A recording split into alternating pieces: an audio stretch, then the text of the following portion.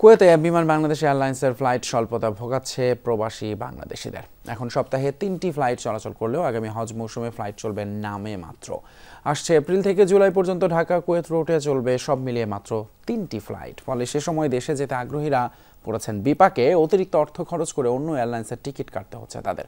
Kuwait থেকে সহকর্মী মোহাম্মদ হিফজু মিয়ার প্রতিবেদনে বিস্তারিত। দীর্ঘদিন ধরে কুয়েত থেকে ঢাকায় ফ্লাইট পরিচালনা করে আসছে বিমান বাংলাদেশ এয়ারলাইন্স। এর পাশাপাশি কুয়েত এয়ারওয়েজ ও জাজিরা এয়ারলাইন্সও কুয়েত থেকে ঢাকা রুটে ফ্লাইট পরিচালনা করে। তবে আসন্ন রোজা ও ঈদকে সামনে রেখে বিমানে দেখা দিয়েছে শিডিউল বিপর্যয়।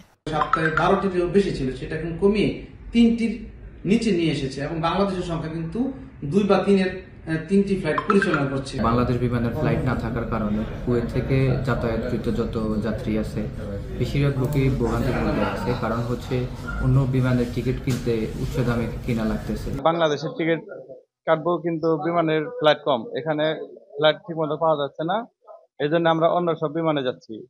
চলতি বছরের 26 এপ্রিল থেকে 11 জুলাই এই আড়াই মাসে কুয়েত ঢাকা কুয়েত রুটে নির্ধারিত রয়েছে মাত্র 3টি ফ্লাইট। এ সময় দীর্ঘ ছুটিতে কুয়েত থেকে বাংলাদেশে আসে বহু প্রবাসী। ফ্লাইট স্বল্পতার কারণে অগ্রিম টিকিট পেতে ভোগান্তি শিকার হতে হচ্ছে প্রবাসীদের। দ্বিগুণ ভাড়া দিয়ে কাটতে হচ্ছে অন্যান্য এয়ারলাইন্সের টিকিট। প্রথম পছন্দ প্রবাসীদের বাংলাদেশ বিমান। এসে প্রথমে জিজ্ঞেস করেন বাংলাদেশ বিমানে যেতে চান, কিন্তু কোরবানিকে সামনে রেখে যারা যাবেন তাদের জন্য কোনো সিট না থাকার কারণে আমরা প্রবাসীদেরকে সিট দিতে পারতেছি না। আগে বিমান আছিল, এখন বিমান নাই, আমরা বাংলাদেশ যাইমু কিলা, এই ধর্ম কিভাবে বাংলাদেশ না থাকার কারণে বেশি দাম দিয়ে প্রবাসীরা দেশে যাচ্ছে এবার এই যে ঈদের ছুটিতে। তো সরকার কাছে অনুরোধ থাকবে যাতে অতি দ্রুত বিমানের শিডিউল যেন দেয়। চলমান সংকট সমাধানে কার্যকর পদক্ষেপ নেওয়ার আহ্বান প্রবাসীদের। সাবরিনা নুসরাত, যমুনা নিউজ।